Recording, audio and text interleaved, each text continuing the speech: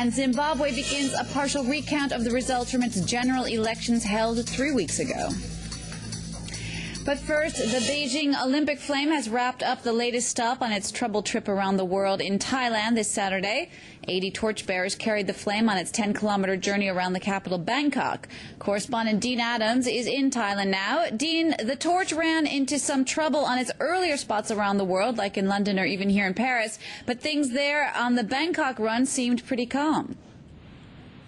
That's right. One could say that this was, in some respects, very much a Thai event. It was a very sort of peaceful event. It went off relatively smoothly. There were a few potential snafus along the way.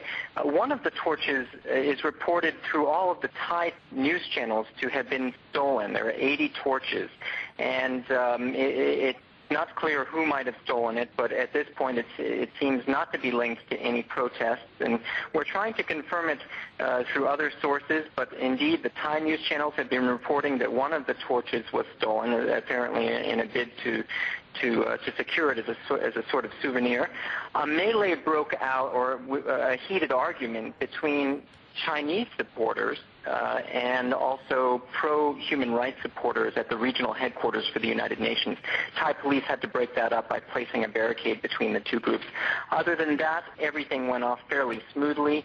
There is a big party now underway near the palace, the Chitlada Palace. The flame will leave again for this evening for Malaysia, Kuala Lumpur being its next stop. Now, Dean, I know from what you told me earlier, it seems like the Chinese were really hands-on with this stop in Bangkok.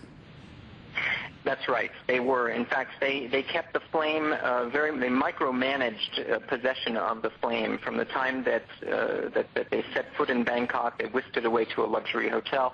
And Chinese security officials ensured that that was the case all the way up until the event was held, until the flames were placed into the hands of the athletes.